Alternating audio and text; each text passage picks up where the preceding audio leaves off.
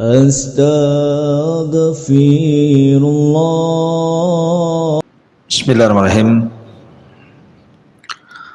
Assalamualaikum warahmatullahi wabarakatuh. Alhamdulillah wassalatu wassalamu ala Rasulillah wa ala alihi wa sahbihi wa mawalah wa la haula wa la quwata illa billahi wa ba'du. Alhamdulillah, di pagi hari ini kembali kita bisa duduk untuk bertalabul ilmi di Masjid Nidaul Ilmi setiap Rabu pukul 10. Salawat dan salam kita hadiahkan kepada Rasul kita Nabi besar Muhammad sallallahu alaihi wa ala alihi wasallam. Dan kita bisa lanjutkan kajian kitab Tauhid, termasuk pada bab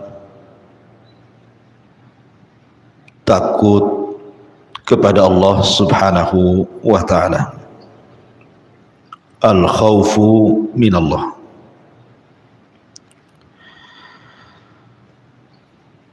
Takut kepada Allah subhanahu wa ta'ala adalah seafdal-afdalnya kedudukan di dalam agama,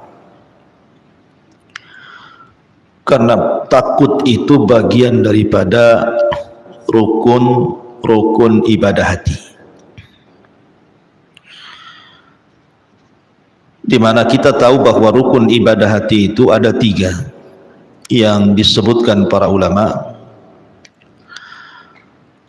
Pertama adalah al-mahabbah, kecintaan seorang hamba kepada Allah subhanahu wa ta'ala. Yang kedua al-khawf, perasaan takut kepada Allah subhanahu wa ta'ala. Dan yang ketiga ar-raja'u, perasaan harap kepada Allah subhanahu wa ta'ala. Inilah 3 rukun ibadah hati, di mana 3 rukun ibadah hati ini mempengaruhi ibadah-ibadah badan.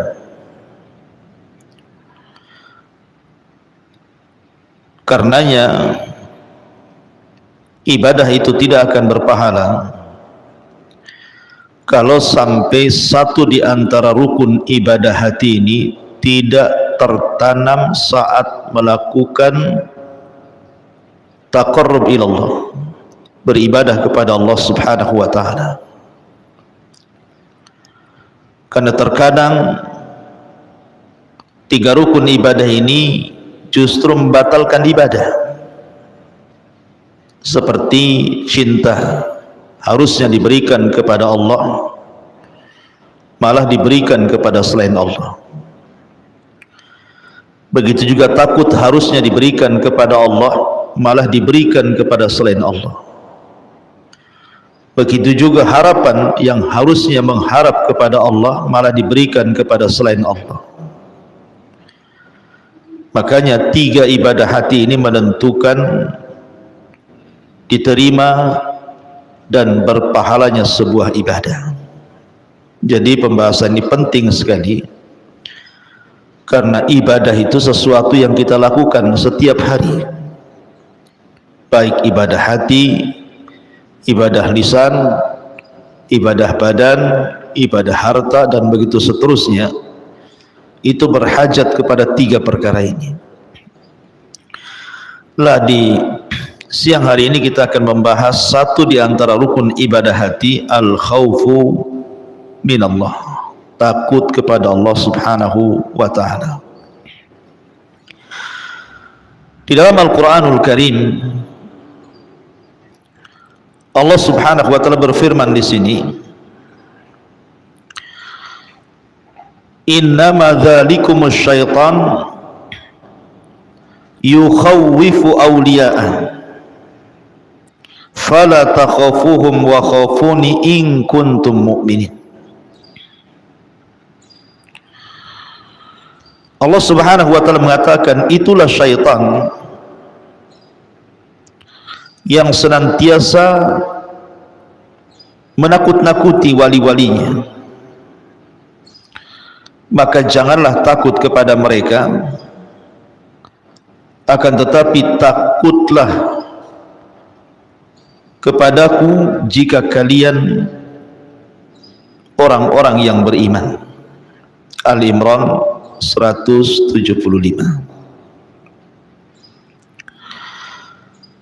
Pada ayat ini Allah Subhanahu wa taala memerintahkan kepada kita untuk mengalahkan takut yang diberikan kepada selain Allah harus diberikan kepada Allah. Dahulu di zaman Nabi sallallahu alaihi wasallam, Nabi dan para sahabat pernah diancam oleh orang-orang kafir Quraisy, dan ancaman itu tidak main-main, karena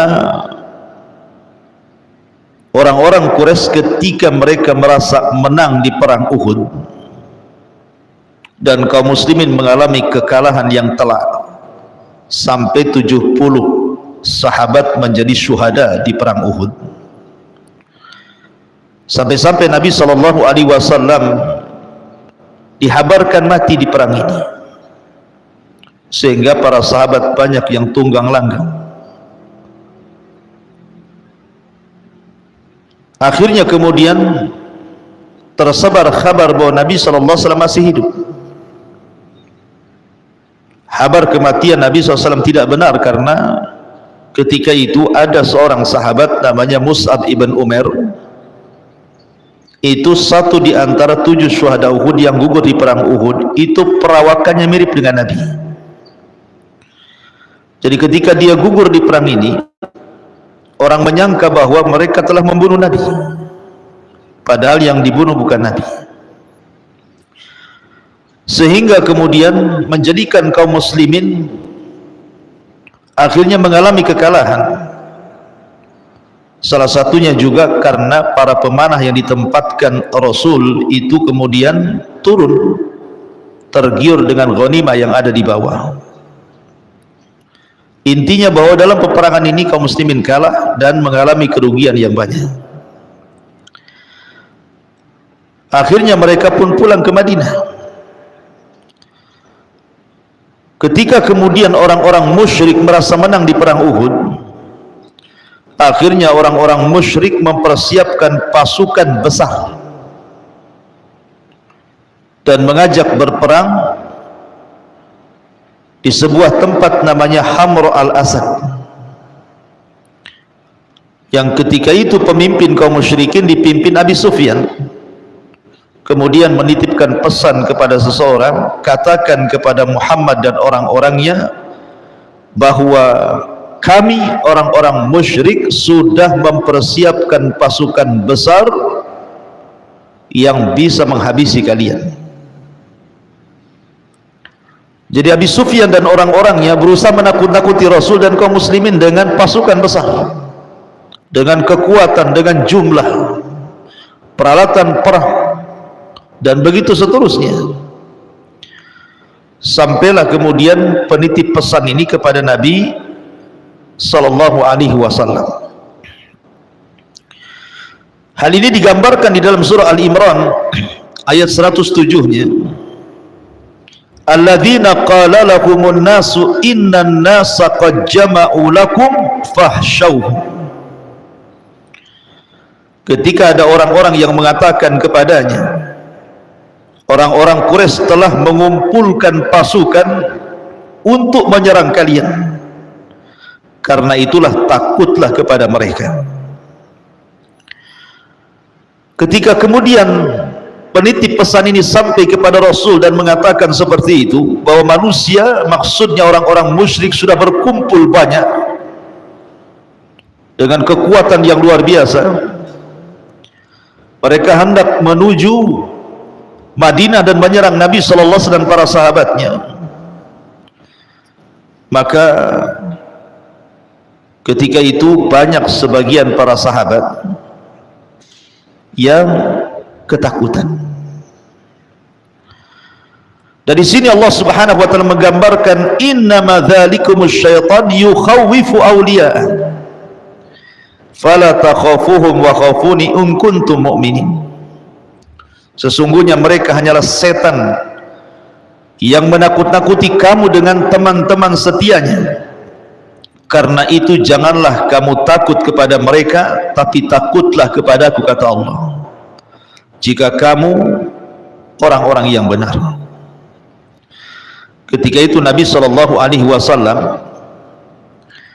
kemudian berusaha menenangkan para sahabat Nabi SAW dan mengajarkan bahwa tidak ada di dunia ini yang berhak ditakuti kecuali Allah Subhanahu wa taala. Apa kata Nabi SAW? Hasbunallah wa ni'mal wakil. Hasbunallah wa ni'mal wakil. Cukuplah Allah Subhanahu wa taala, dialah pelindung dan dialah sebaik-baik pelindung, kata Rasul. Maka ketika Nabi SAW kemudian berusaha menanamkan tawakal yang kuat kepada Allah Subhanahu wa taala, bahwa di alam semesta ini tidak ada yang berhak ditakuti kecuali Allah Subhanahu wa taala, maka Allah katakan fazaduhum imana. Maka para sahabat kemudian bangkit lagi keimanan mereka dan mereka siap bertempur kembali bersama Nabi SAW. Begitulah Nabi SAW menanamkan rasa takut kepada para sahabat kepada Allah. Ya, karena kalau bukan kepada Allah rasa takut kita berikan, kepada siapa? Bukankah Allah Subhanahu wa taala Wahidul Qahhar, satu-satunya zat yang bisa menghancurkan siapapun sekehendaknya? Bukankah di tangan Allah Subhanahu wa taala semua alam semesta ini?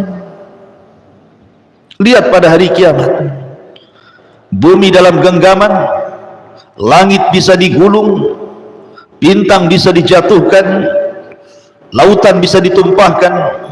Takut kepada siapa lagi kalau bukan kepada Allah Subhanahu wa taala? Dia yang mengatur rizki, dia yang menahannya. Dia yang memberikan penyakit, dia yang memberikan obatnya. Dia yang memberikan ketenangan, dia pula terkadang memberikan ketidaktenangan. Semua diatur oleh Allah Subhanahu wa taala.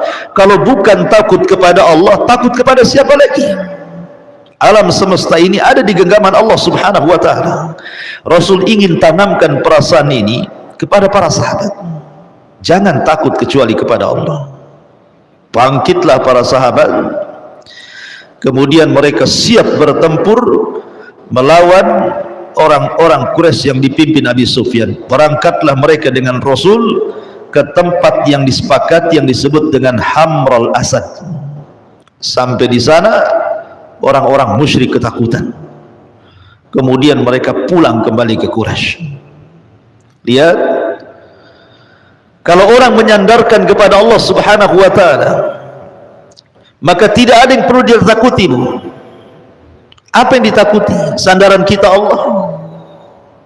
Bukankah hajat kita ini yang memenuhi Allah? Lalu takut kepada siapa? Makanya penting kita ini jangan pernah menyandarkan kepada makhluk, karena makhluk itu tidak bisa apapun.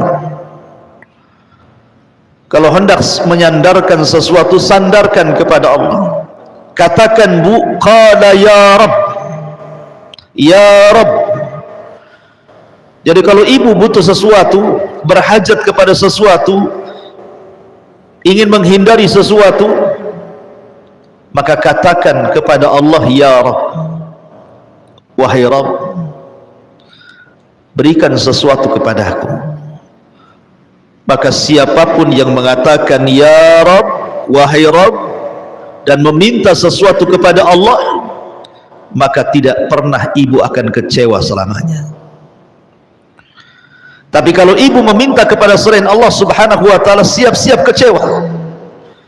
karena selain daripada Allah subhanahu wa ta'ala tidak sanggup memberikan hajat kita, tidak sanggup memberikan kepada kita apa yang kita cari, baik dari mencari manfaat ataupun mencegah madarat. Semua adalah perbuatan Allah subhanahu wa ta'ala. Kalau orang bersandar kepada makhluk, maka kita akan hina. Bersandarlah kepada Allah, zat yang memberikan segala sesuatu. Bukankah Allah subhanahu wa ta'ala yang mengatakan setiap sepertiga malam kepada hamba-hambanya, man yad'uni fa'astajibalah wa man yas'aluni fa'utiyah wa man yastaghfiruni fa'aghfiralah. Siapa yang berdoa aku kabulkan, siapa yang minta aku beri, siapa yang minta ampun ku ampuni dosa-dosanya. Siapa manusia yang bisa menawarkan tiga perkara ini, Bu? Tidak ada. Sekaya-kaya manusia tidak pernah mengatakan apapun yang kau minta aku beri. Sehebat apapun manusia tidak pernah mengatakan berdoalah kepada aku, kukabulkan permintaanmu. Serahmat apapun manusia, ketika ada orang bersalah kepadanya kemudian minta ampun, belum tentu dia memberikan ampunannya. Hanya Allah yang bisa mengijabah doa, memberikan permintaan dan mengampuni setiap manusia yang berdosa walaupun dosanya melambung ke langit. Sudah pantas Allah subhanahu wa ta'ala kita takuti, kita agungkan. Maka di sini Allah subhanahu wa ta'ala mengatakan innama dzalikumus syaitan yukhawwifu awliya'ah fala takhafuhum wa khafuni in kuntum mu'minin. Sesungguhnya mereka hanyalah setan-setan yang menakut-nakuti kamu dengan teman-teman setianya. Karena itu janganlah kamu takut kepada mereka, tapi takutlah kepadaku jika kalian orang-orang yang beriman. Ketika Allah subhanahu wa ta'ala menyandarkan rasa takut dengan keimanan, menunjukkan bahwa syarat keimanan itu harus ada perasaan takut. Maknanya bahwa takut itu mempengaruhi iman. Kalau takutnya kuat kepada Allah berarti kuat pula imannya. Kalau rendah takutnya kepada Allah, rendah pula imannya. Jadi rasa takut kepada Allah itu termasuk syarat daripada keimanan. Maka jangan pernah kita berikan rasa takut ini kecuali kepada Allah subhanahu wa ta'ala. Lalu takut kepada Allah subhanahu wa ta'ala itu seperti apa? Yang pertama, takutlah kepada Allah akan azabnya. Karena Allah subhanahu wa ta'ala berfirman dalam surah Az-Zumar ayat 16, lahum min fawqihim dhulalun minan nar wa min tahtihim dhulalun dzalika yukhawwifullahu bihi ibadah ya ibadi fattaqun. Di atas mereka penduduk neraka itu ada lapisan-lapisan dari api, dan di bawahnya juga ada lapisan-lapisan yang disediakan bagi mereka dari api. Demikianlah Allah mengancam hamba-hambanya dengan azab itu. Wahai hamba-hambaku, maka takutlah kepadaku. Takut akan azab. Karena azab Allah subhanahu wa ta'ala kalau sudah menimpa siapapun, tidak mungkin ada orang yang selamat dari azab Allah. Nuh alaihi salatu wassalam sangat berharap anaknya Kan'an masuk ke perahunya. Sampai-sampai Nuh mengatakan, irkam ma'ana ya bunayyarkam ma'ana, wahai anakku naiklah ke perahu, selamatku nanti. Tetapi Kan'an yang kufur merasa bisa menyelamatkan dirinya dari azab Allah dan mengatakan, sa'awi ilal jabal, tidak wahai bapakku, aku tidak akan bergabung dengan engkau, aku akan naik ke gunung yang tinggi, tidak mungkin tufan ini akan mengenai diriku. Dia tidak paham, dia sedang berhadapan dengan siapa si Kan'an ini. Yang dihadapi itu Allah, bukan banjir. Walaupun dia mengatakan sa'awi ilal jabal, saya akan naik ke gunung, ya'simuni minal ma', bisa menjaga diriku dari bahtera tupan ini. Nuh mengingatkan berkali-kali, la asimal yaum, nak, tidak ada yang selamat hari ini, nak. Nuh berusaha mengatakan kepada anaknya, tidak ada yang selamat nak hari ini, masuk nak ke perahu. Tapi Kan'an terus saja menyingkir dan menjauh dari ayahandanya yang hendak menyelamatkannya. Akhirnya Allah subhanahu wa ta'ala mengatakan, sudah tinggalkan Nuh, innahu laysa min ahlik, itu bukan keluargamu, tinggalkan, dia orang kafir. Akhirnya Nuh juga meninggalkan Kan'an yang sedang naik di atas ketinggian. Dia tidak sangka bahwa azab Allah itu sangat pedih. Akhirnya kemudian bahtera banjir pun menggulung semua manusia sampai di atas bukit dan di atas gunung. Tidak ada yang selamat, termasuk Kan'an tenggelam dan mati kena tufan azab bagi kaum Nuh alaihi salatu wassalam. Ya, karena azab Allah subhanahu wa ta'ala itu sangat pedih, maka kita harus takut dengan azab Allah subhanahu wa ta'ala, dan jangan merasa aman dari azab Allah. Betapa banyak orang-orang yang merasa aman dari azab Allah, tiba-tiba azab sampai kepada mereka. Ingat, manusia boleh membuat makar, tapi Allah juga punya makar, dan sebaik-baik makarlah makar Allah subhanahu wa ta'ala. Sehebat apapun manusia menghindar dari azab Allah, tetap saja azab Allah akan sampai kepada mereka. Dan terkadang azab Allah itu ditimpakan saat manusia sedang lalai. Lihat di negeri kita, Bu, sebuah percontohan saja. Apabila Allah subhanahu wa ta'ala murka, kemudian Allah subhanahu wa ta'ala membuat gunung meletus, membuat bumi bergetar dengan gempanya, membuat luapan api sehingga menjadi tsunami. Siapa yang bisa menyelamatkan? Harta benda yang mereka kumpulkan sedari kecil sampai kemudian memiliki rumah tingkat megah mewah, kendaraan, habis disapu dengan gempa, disapu dengan banjir, disapu dengan lahar, dan begitu seterusnya. Tidak ada yang bisa menyelamatkan kecuali Allah. Karena Allah itu idza arada syai'an an yaqula lahu kun fayakun. Kalau Allah menghendaki sesuatu, Allah tidak tinggal katakan jadi. Ya. Maka sudah sepatutnya kita takut dengan azab Allah subhanahu wa ta'ala. Kemudian juga takut akan maksiat yang dilakukannya. Harusnya kalau orang bermaksiat itu tanamkan rasa takut. Setiap maksiat itu pasti ada madarat yang akan menimpanya.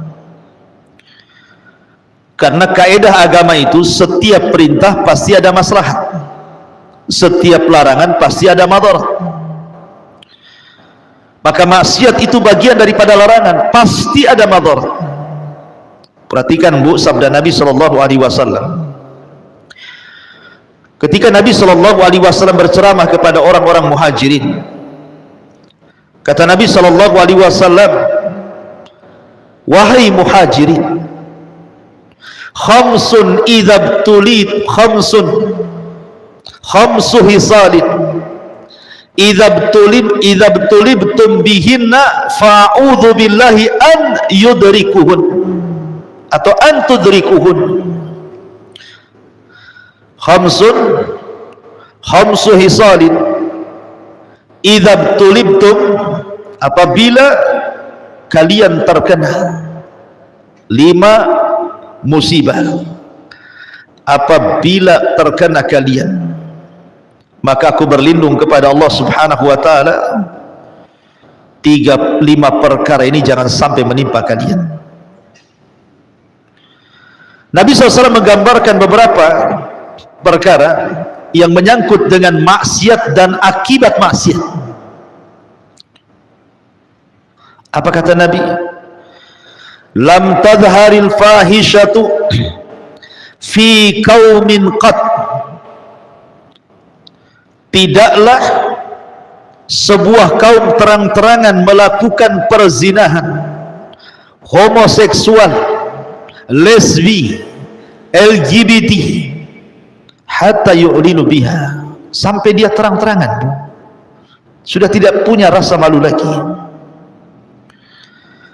Apa kata Rasul? Illa fasha fihimut ta'un wal auja allati lam takun madat fi aslafihimul ladzina madaw. Maka akan ditimpakan kepada orang-orang tersebut penyakit ta'un atau penyakit-penyakit yang belum pernah terjadi sebelumnya. Setiap maksiat itu ada efek dan dampaknya. Ketika Nabi SAW mengatakan, apabila sebuah fahisyah, perzinahan, homoseksual, lesbi, LGBT dan yang lainnya terang-terangan dilakukan, dibela, maka Allah akan kirim kepada mereka azab. Berupa apa? Disebarnya penyakit. Sampai hari ini yang namanya penyakit AIDS yang belum pernah ada di zaman Rasul dan juga para sahabat, dan di zaman salaf, dan baru tersebar di zaman kita. Para pakar berusaha untuk mencari obatnya. Para dokter-dokter, profesor-profesor, para penemu berusaha mereka meneliti ini penyakit apa. Mereka berusaha untuk mencari obatnya. Dan sampai hari ini belum ditemukan obatnya.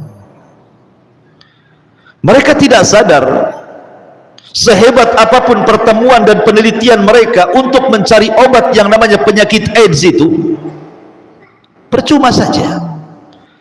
Karena yang mereka lawan itu bukan penyakit. Yang mereka lawan itu bukan AIDS-nya, bukan. Yang mereka lawan itu Allah.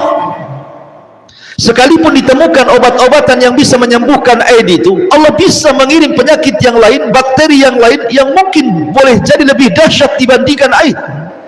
Karena yang mereka lawan itu Allah. Mereka tidak sedang melawan penyakit.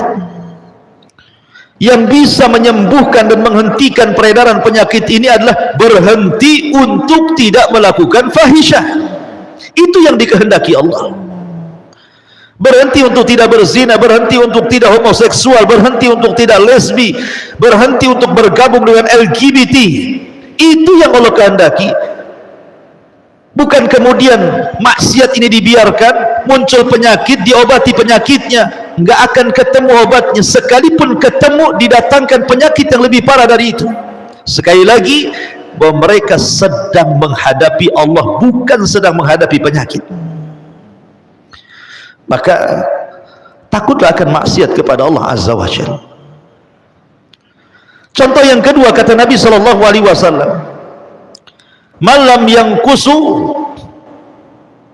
mikyala wal mizan illa ukhidhu bis sinin wa syiddatil ma'unati wa jawri sultani alaihi. Selama mereka tidak meninggalkan di dalam mengurang-urang takaran, mengurang-urang timbangan, mengurang-urang meteran, atau istilahnya curang dalam berdagang, melakukan riba dalam berdagang, menzalimi orang dalam berdagang, mengambil hak orang dalam berdagang, dan yang semacamnya, kecuali ditimpakan 3 azab kepada mereka. Pertama, azab pacaklik yang berkepanjangan. Yang kedua, susahnya ekonomi. Dan yang ketiga, dikirimkan para penguasa zalim. 1 maksiat, azabnya 3. Na'udzubillah. Maka takutlah kepada maksiat. Karena satu orang bermaksiat, Bu, terkadang yang terkena imbasnya itu bukan orang yang maksiat saja, bisa satu kampung. Saya contohkan, Bu. Ada kisah Israiliyat di zaman Nabi Musa. Di zaman Nabi Musa alaihi salatu wassalam pernah terjadi paceklik hebat, tidak turun hujan. Akhirnya kemudian Nabi Musa mengumpulkan Bani Israel di tanah lapang. Musa pun berdoa kepada Allah subhanahu wa ta'ala agar Allah subhanahu wa ta'ala menurunkan hujannya. Tetapi bukannya turun hujan, awan itu semakin memutih, tidak ada tanda-tanda hujan. Padahal Musa itu kalimur rahman. Musa itu orang yang banyak berdialog dengan Allah, dekat dia dengan Allah. Tetapi untuk hari itu Allah tidak kabulkan permintaannya. Musa heran, kemudian berusaha bertanya kepada Allah Azza wa Jalla, ada apa? Kenapa salat istisqanya dia dan Bani Israel tidak dikabulkan? Maka Allah subhanahu wa ta'ala mengatakan, ya Musa, kenapa aku tidak kabulkan? Karena fikum rajulun asallaha arba'ina sanatan. Karena di tengah-tengah Bani Israel yang kau kumpulkan di tanah lapang itu ada satu orang, kata Allah, ahli maksiat. 40 tahun dia bermaksiat dan belum bertobat. Kata Musa mengatakan, sebutkan ya Rabb namanya, aku akan usir dia, sebab dia akhirnya engkau tidak turunkan hujan, katanya. Maka Allah subhanahu wa ta'ala mengatakan, tidak mungkin saya sebutkan ya Musa, ini privasi. Kau tinggal sebut saja di hadapan mereka, berteriaklah siapa yang bermaksiat 40 tahun tolong keluar. Maka Musa pun kemudian berteriak di depan Bani Israel dan mengatakan, man minkum rajulun asallaha arba'ina sanatan fakhruj. Siapa di antara kalian yang pernah bermaksiat 40 tahun dan tidak tobat, keluar kau dari sini. Bani Israel satu dengan yang lainnya saling menatap, saling melihat siapa kira-kira di antara mereka. Rupanya ada satu orang yang merasa dengan ucapan Nabi Musa itu terkena kepada dirinya. Dengan malunya dia menunduk ke tanah, kemudian dia tarik serbannya menutupi wajahnya, kemudian dia mengatakan dalam hatinya, ya Rabb, aku sudah 40 tahun bermaksiat kepadamu, engkau tutup aibku, apakah hari ini kau akan bongkar aibku? Aku sudah 40 tahun bermaksiat ya Rabb, aku belum bertobat, dan engkau tutup aibku di hadapan manusia, apakah hari ini engkau akan membongkar aibku ya Rabb? Maka dia mengatakan, tubtu ilaika ya Rabb, tubtu ilaika ya Rabb, aku bertobat kepadamu ya Rabb, aku bertobat kepadamu ya Rabb. Ketika dia mengucapkan kalimat itu, tubtu ilaika ya Rabb, aku bertobat kepadamu ya Rabb, tiba-tiba langit gelap dan tiba-tiba turun hujan. Nabi Musa heran, kan belum keluar orang yang bermaksiat 40 tahun itu di tengah-tengah Bani Israel yang sedang salat istisqa, kenapa Allah sudah kabulkan? Maka Musa mengatakan, ya Rabb, bukankah syarat engkau menurunkan hujan? Aku harus mengeluarkan satu orang yang bermaksiat 40 tahun, orang itu belum keluar, kenapa kau sudah hujani kami, katanya. Maka Allah mengatakan, ya Musa, dia sudah bertobat, ya Musa, dia sudah bertobat kepada aku. Kemudian Musa mengatakan, ya Rabb, beritahu siapa namanya, mana orangnya, tunjukkan batang hidungnya kepada aku. Maka Allah mengatakan, ya Musa, waktu dia bermaksiat 40 tahun ku tutup aibnya, sekarang dia sudah bertobat, ku bongkar aibnya. Tidak wahai Musa, tidak, Allah rahim. Lihat, satu orang bermaksiat, satu kampung Bani Israel terkena imbasnya. Maka hendaklah seseorang takut terhadap maksiat kepada Allah subhanahu wa ta'ala, karena akan mengakibatkan bencana besar yang bukan hanya menimpa orang yang bermaksiat, tetapi orang-orang baik pun terkena imbasnya. Kemudian juga di antara takut kepada Allah adalah takut terjerumus kembali kepada kesesatan yang mungkin dia sudah mendapatkan hidayah. Jadi mungkin ibu dulunya tidak sholat, kemudian dapat hidayah, akhirnya mulai sholat. Dulu tidak pernah puasa Ramadan, akhirnya dapat hidayah, jadilah dia puasa Ramadan. Orang kaya yang tidak pernah haji, tersentuh hidayah, akhirnya haji, akhirnya zakat, dan begitu seterusnya. Yang durhaka kepada orang tua, akhirnya birrul walidain. Kalau Allah Subhanahu wa ta'ala sudah menyapa dengan hidayah, maka pertahankan hidayah itu. Karena hidayah itu mahal harganya, tidak dijual di pasar.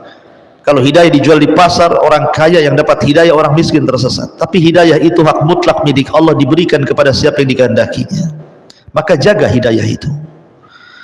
Dan takut kalau seandainya hidayah yang sudah kita dapatkan ini tiba-tiba kemudian futur. Makanya Nabi mengajarkan satu doa kepada kita, ya muqallibal qulub tsabbit qalbi ala dini. Wahai zat yang bolak-balikan hati, tetapkan hatiku di atas agama, di atas ketaatan kepadamu. Terus minta keistiqomahan. Jangan sampai hidayah ini bergeser dari istiqomahnya. Itulah bentuk takut kita kepada Allah Subhanahu wa ta'ala. Termasuk juga takut kepada Allah adalah takut kita diwafatkan dalam posisi su'ul khotimah. Takut, ini yang ditakutkan semua orang, bukan orang awam saja. Para ulama takut kepada perkara ini. Karena ibrah itu soal kematian, bukan di mana kita mati. Ibrah kematian itu bukan di mana kita mati, tapi bagaimana caranya kita mati. Karena saat orang itu detik-detik sakaratul maut, syaitan itu paling senang datang. Karena syaitan tidak ridho kalau seandainya seorang mukmin mati husnul khatimah. Maka syaitan akan masuk ke waswasnya, supaya dia takut, supaya dia tidak berhusnudzon kepada Allah, supaya dia mati dalam posisi su'ul khatimah. Makanya takut akan ini penting sekali. Karena ada hadis yang mengatakan antara orang dengan surga itu tinggal satu hasta. Tiba-tiba dia mengamalkan penduduk amalan neraka, Allah masukkan pula ke neraka dia. Makanya ada satu kisah daripada Imam Ahmad ibn Hanbal rahimahullahu ta'ala. Jadi Imam Ahmad ini ketika hendak meninggal, anaknya bercerita, lisannya Imam Ahmad tiba-tiba mengucapkan kalimat ba'ad katanya. Belum katanya. Jadi anaknya bercerita ketika Imam Ahmad mulai siuman dari sakarat mautnya itu, wahai abi, ketika engkau koma, engkau mengucapkan ba'du, belum, apa maksudnya?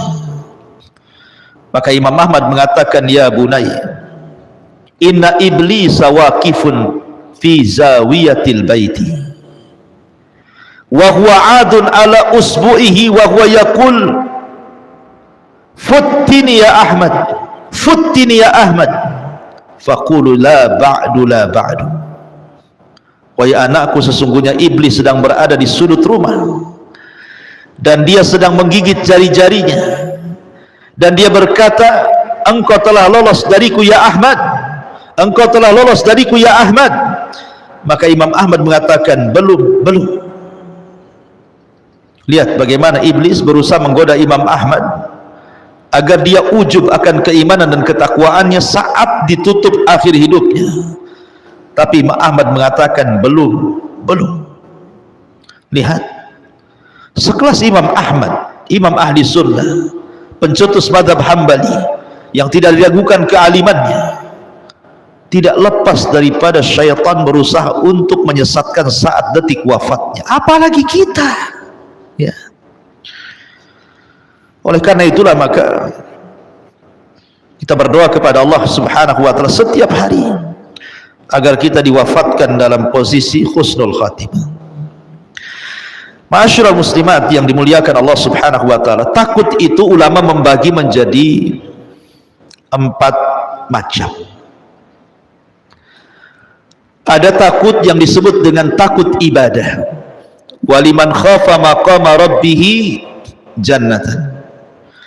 Dan bagi yang takut kepada Rabbnya, maka Allah berikan kepadanya 2 istana di sorga. Dan takut ibadah itu seperti takut yang sudah saya jelaskan tadi.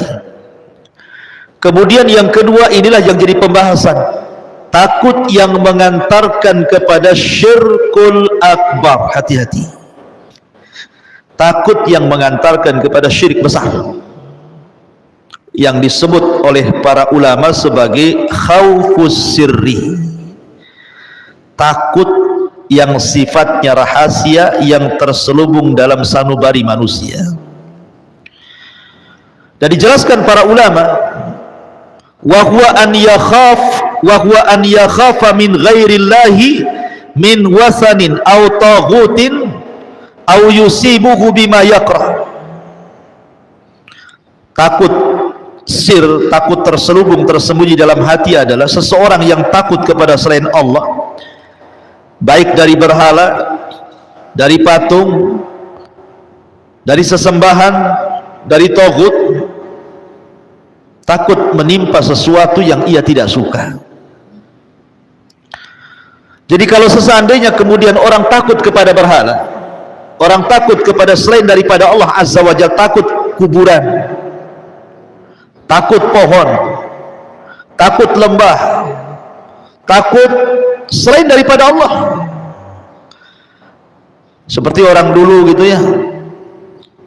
Di tempat saya sana di Majalengka itu sering saya ceritakan, Bu, ada pohon namanya pohon beringin. Terus semakin gede, makin banyak janggutnya, itu makin ditakuti itu. Apalagi kalau tempatnya itu di pinggir-pinggir jurang, Bu. Kadang-kadang orang nggak berani lewat di situ karena takut sama pohon. Sehingga terkadang orang lewat di situ karena takut kemudian ada penunggunya menimpakan sesuatu kepada dia. Terkadang dikasih sesajen tuh, taruh sesajen di situ, dikasih lilin, dikasih beras. Ya, cemana masaknya ya jinnya itu, kasih beras pula kan. Kasih beras, kasih telur, kasih minyak teri gitu kan. Karena takut kalau kualat. Bahkan di mana itu, di Jawa Tengah itu ya.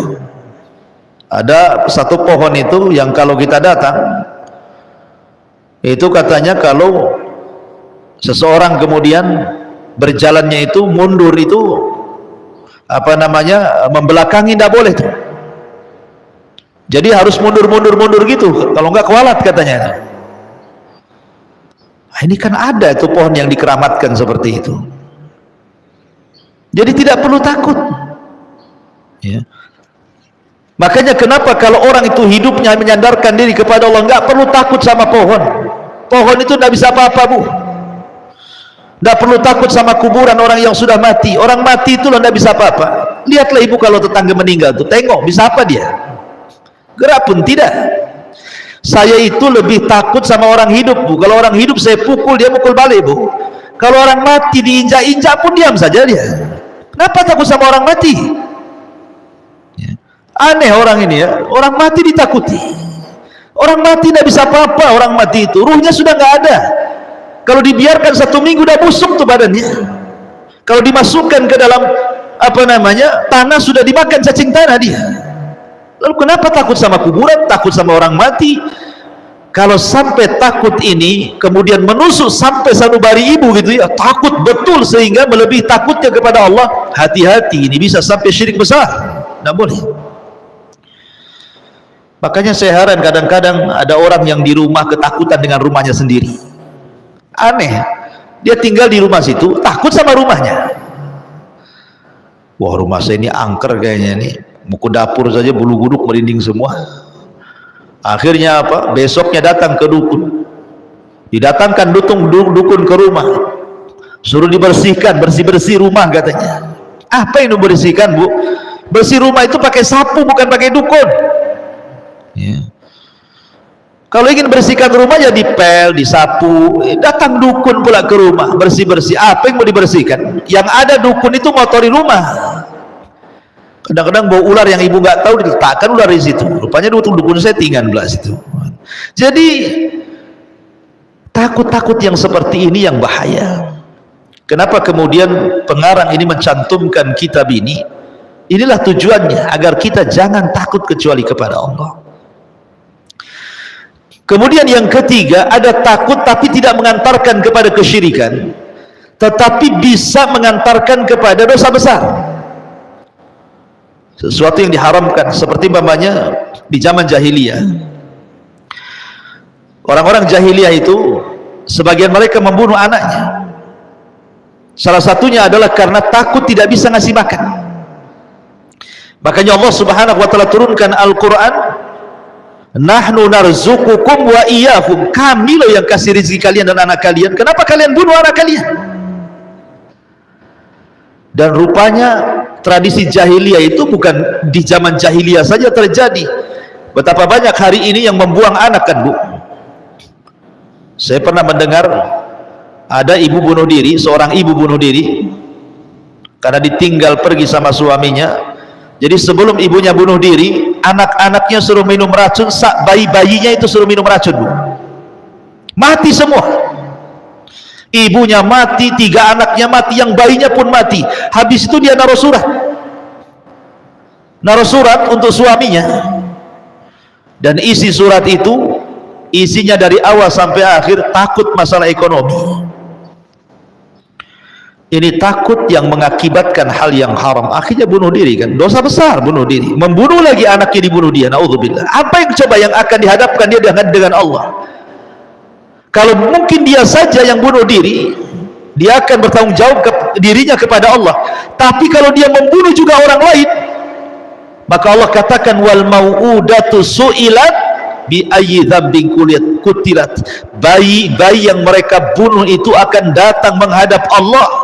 Tangan kanannya memegang kepalanya, tangan kirinya memegang ibu yang membunuhnya. Kemudian bayi ini akan mengatakan, ya Rabb, sal hadza lima qatalani. Ya Rabb, tanya ibuku, kenapalah dia bunuh aku. Coba bayangkan,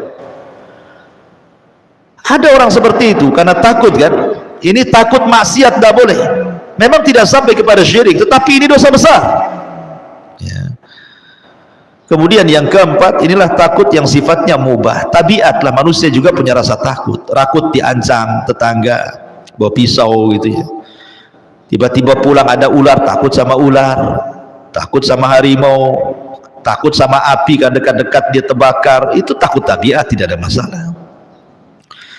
Ya, takut sama setan pun, Bu, kalau tidak mengantarkan kepada hal-hal yang haram atau syirik, nggak masalah, Ibu. Umpamanya Ibu lewat kuburan Tamiang di sini malam-malam, Ibu ya, dari Batu Haji mau balik gitu ya, kan mesti lewat Tamiang tuh. Pas lewat pintu gerbang kuburan, kok bulu-bulu kok pada berdiri semua. Yang tadinya 60, Bu, jadi 120 kecepatannya. Kenapa kok dikecepatkan motornya? Takut Ustaz katanya. Takut seperti ini syirik?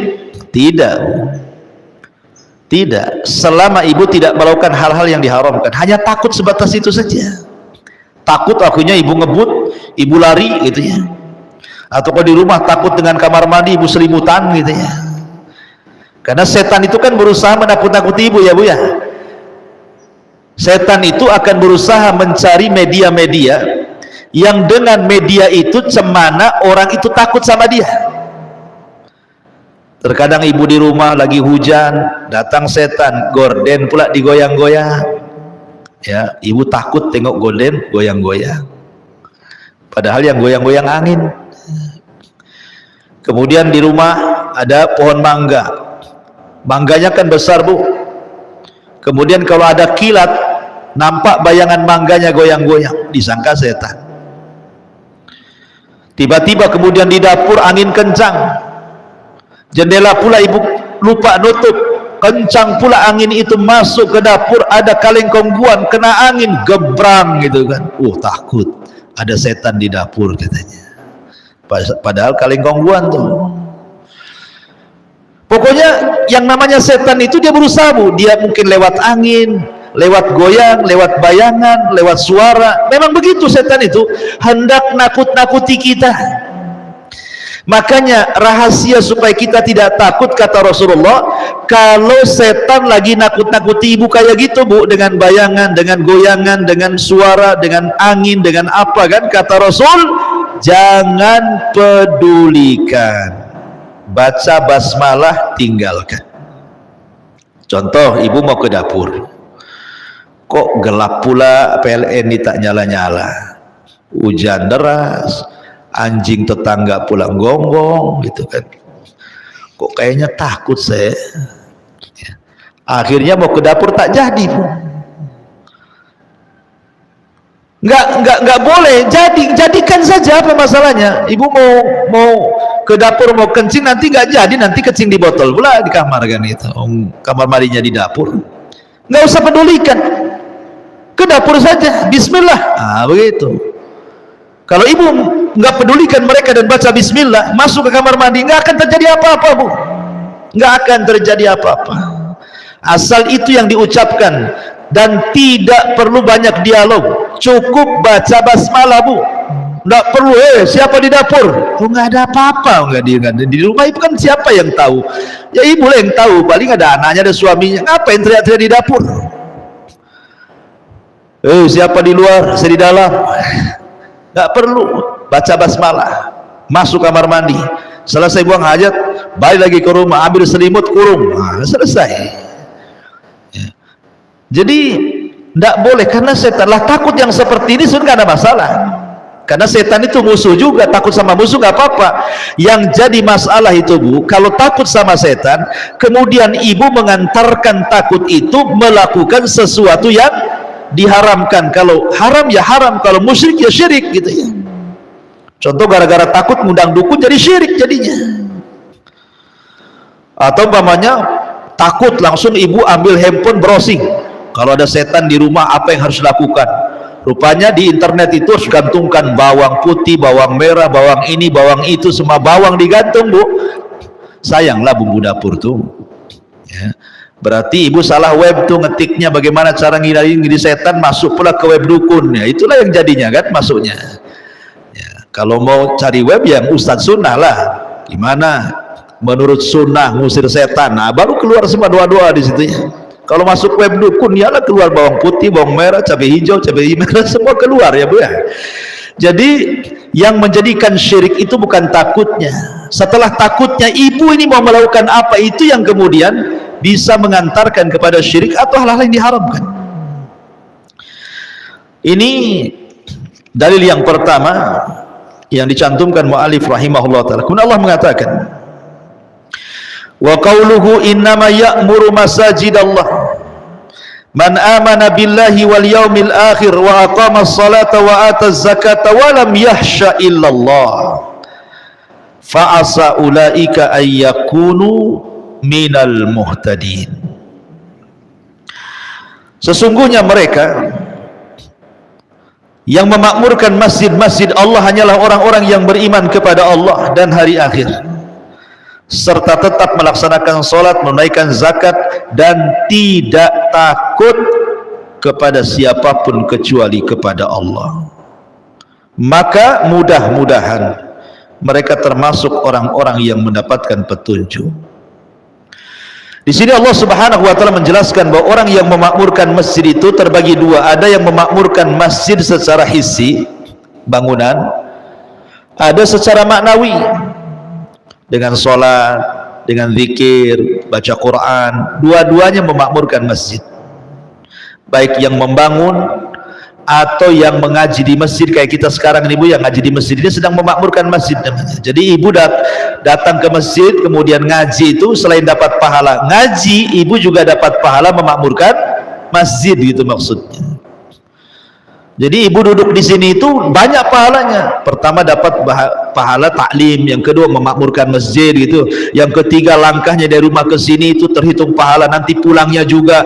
Setelah ngaji Rasul mengatakan kumu maghfuran lakum, kalian sudah diampuni dosanya. Malaikat sudah memintakan ampun kepada Allah kepada ibu yang hadir di majelis taklim.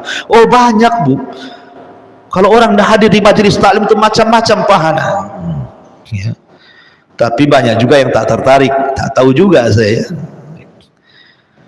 Orang lebih mencukupkan, kan live di YouTube Ustaz. Ah cukuplah saya nengok di YouTube aja lah, tidak perlu datang katanya. Kan sudah ada radio. Beda adab duduk di majelis taklim dengan duduk di majelis YouTube, itu beda Bu. Kalau orang ngaji lewat YouTube Bu, ibu bisa sambil makan kerupuk kan Bu. Pak kerupuk, kadang-kadang suara kerupuknya lebih keras pula daripada suara ustaz di YouTube. Ibu ya, ibu bisa sambil rebahan ya kan, sambil ngepel, sambil apa. Coba di sini Bu ngaji sambil ngepel Bu, pulang saya Bu ya. Jadi nggak ada adabnya kalau ngaji lewat media itu. Tapi kalau hadir di majelis taklim ada adabnya, duduk, nyatat, malaikat mendoakan, datang ketenangan, datang rahmat, macam-macam, subhanallah ya. Ya.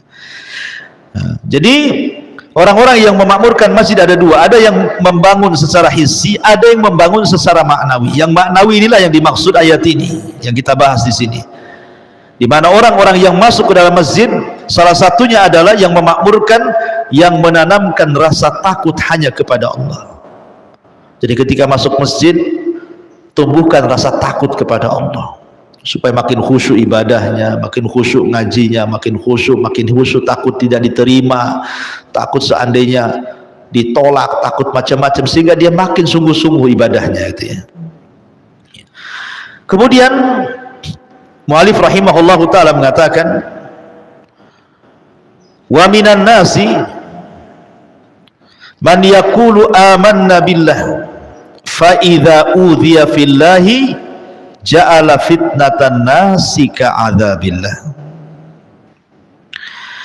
Dan di antara sebagian manusia ada sebagian yang berkata, kami beriman kepada Allah, tetapi apabila dia disakiti karena dia beriman kepada Allah, dia menganggap cobaan manusia itu sebagai siksaan Allah. Ini yang banyak ya. Saya ini sudah dulu Ustadz, saya ini Masya Allah masih suka makan riba,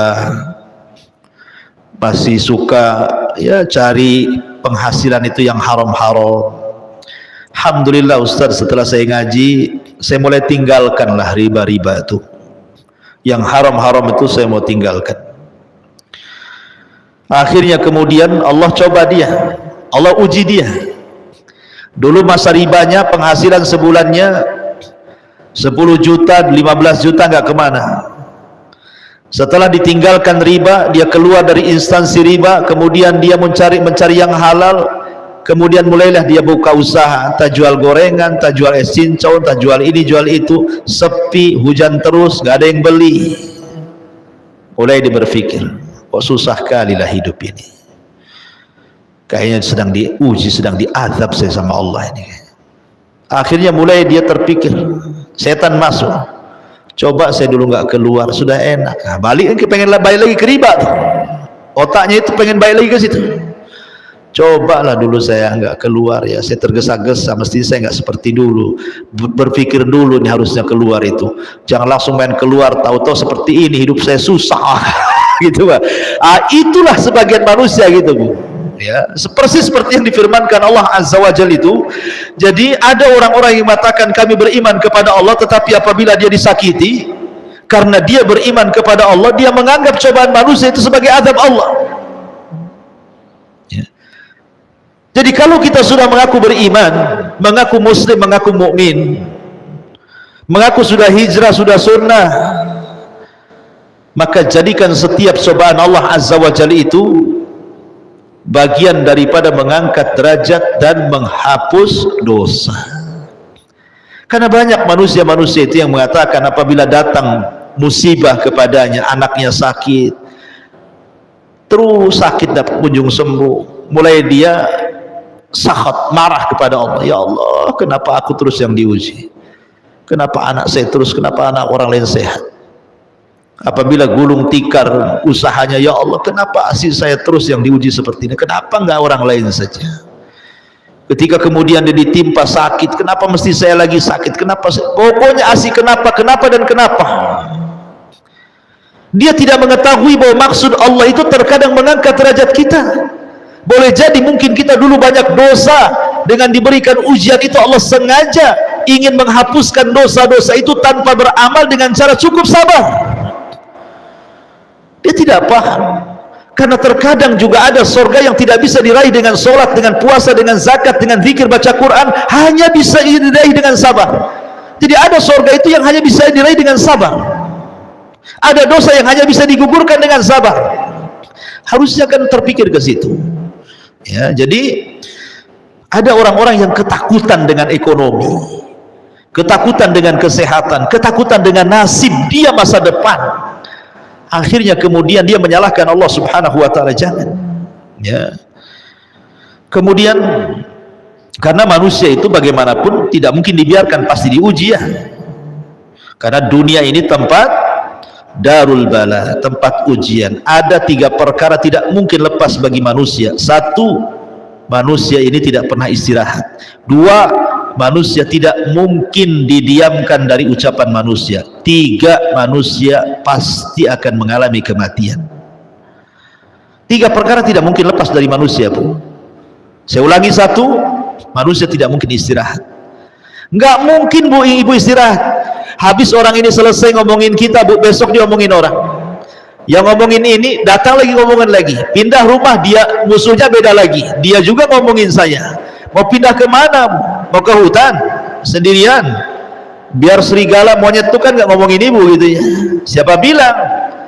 Orang kampung yang ibu di situ ngomongin. Jangan-jangan sudah gila, udah pergi ke hutan Ustaz gitu. Diomongin juga, Bu.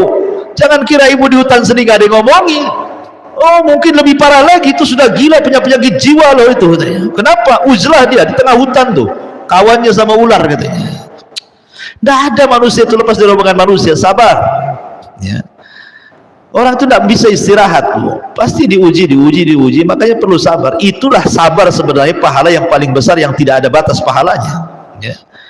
Orang ini tidak akan lepas dari ujian manusia. Taib. Kemudian Nabi SAW mengatakan, diriwayatkan secara marfu dari Abu Sa'id Al-Khudri radhiyallahu anhu, bahwa Rasul bersabda, "Inna min dha'fil yakin an turdiyan nas bi sakhatillah wa an tahmadahum ala rizqillah wa an tadhimmahum ala ma lam yu'tika Allah. Inna rizqallah la yajurruhu hirsu harisin wala yarudduhu kurhu karihin." Sesungguhnya termasuk lemahnya keyakinan adalah jika kamu mencari ridha manusia dengan kemurkaan Allah dan memuji mereka atas rizki yang Allah berikan kepadamu. Subhanallah, Bu ya. Terkadang ada orang-orang yang mencari ridha manusia tetapi membuat Allah murka kan? Ada orang-orang yang mencari ridha manusia tapi Allah murka, menjilat kepada orang ya kan? Gak peduli Allah murka, gak peduli, yang penting dia senang sama saya. Kadang-kadang nyogok, rasuah, korupsi dan begitu seterusnya, Bu. Yang penting lulus ini, lulus ujian sana, lulus ujian kerja, lulus ujian, yang penting happy hidupnya, tapi Allah murka padanya, dia gak sadar tuh ya kan? Ataupun sebaliknya, memuji mereka atas rizki yang Allah berikan kepadamu. Kalau ada orang yang kasih pekerjaan kepada kita, bukan syukur kepada Allah, syukur pula kepada yang ngasih kerjaan. Ada tuh orang kayak gitu ya. Kemudian wa antadimmuhum ala ma lam yu'tikallah, innar rizqallah la yajurruhu hirsu harisin wa la yarudduhu kurhu karihin. Dan mencela mereka atas dasar sesuatu yang belum diberikan Allah kepadamu melalui mereka. Ingat, sesungguhnya rizki Allah tidak dapat didatangkan oleh ketamakan orang tamak, dan tidak pula digagalkan oleh kebencian orang yang benci. Allah itu kalau sudah ngasih rizki, satu dunia mau menghalangi tidak bisa. Kalau Allah hendak mencegah rizki, satu dunia hendak memberikan tidak mungkin bisa, karena sudah ditakdirkan. Orang kalau yakin dengan takdir, Bu, nggak akan takut hidup itu. Ada nikmat tidak terlalu senang, tak ada nikmat pun tak terlalu sedih, sudah ditakdirkan semuanya ya. Ada yang membenci dia, hatinya tetap tenang. Ada yang memuji dia, hatinya tetap tenang. Orang yang berakal itu, pujian dengan celaan sama saja. Dikasih nikmat, alhamdulillah. Tidak dikasih nikmat, ya introspeksi diri. Ada apa dengan saya? Ya, jadi itu penting menanamkan rasa aman gitu ya, agar tidak takut kecuali kepada Allah Subhanahu wa taala. Ma'asyiral muslimat yang dimuliakan Allah Azza wa Jalla. Kemudian yang terakhir adalah wasiat Aisyah radhiyallahu anha kepada Ummul Mukminin. Jadi Muawiyah suatu ketika menulis surat kepada Aisyah radhiyallahu anha dan meminta agar Aisyah menasihati dirinya. Nah, di antara nasihat Aisyah radhiyallahu anha dijelaskan di sini, manil tamasa ridallah bi sakhatin nas kafahullahu mu'natan nas wa manil tamasa ridan nas bi sakhatillah wakalahullahu ilan nas wassalamu alaik. Barang siapa yang mencari keridhaan Allah sekalipun memperoleh kemurkaan manusia, Allah akan mencukupkan dia dari ketergantungan kepada manusia. Dan barang siapa yang mencari keridhaan manusia dengan mendatangkan kemurkaan Allah, maka Allah akan menjadikannya bergantung kepada manusia. Ingat, yang namanya redha seluruh manusia itu sesuatu yang tidak mungkin bisa dicapai. Kita tidak mungkin mencari manusia senang sama kita. Pasti di antara manusia itu ada yang benci dengan kita. Orang berbuat baik saja tidak semua suka, ada juga yang tidak suka kan Bu ya kan? Apalagi orang berbuat jahat. Oleh karena itulah maka sandarkan hidup kepada Allah. Saya yakin ibu tidak akan merasa takut kecuali kepada Allah Subhanahu wa taala. Walaupun satu dunia menyakiti ibu tidak mungkin terjadi kalau belum dicatat di Lauhil Mahfuz. Satu dunia mau memberikan madarat kepada ibu pun tidak mungkin terjadi kecuali sudah dicatat di Lauhil Mahfuz. Wallahu a'lam bishawab. Inilah pembahasan takut kepada Allah Subhanahu wa taala. Tidak ada tanya jawab, saya ada keperluan di luar. Mudah-mudahan ada manfaatnya. Subhanakallah bihamdika asyhadu an la ilaha illa anta astaghfiruka wa atubu ilaik. Allahu ta'ala. Assalamualaikum warahmatullahi wabarakatuh.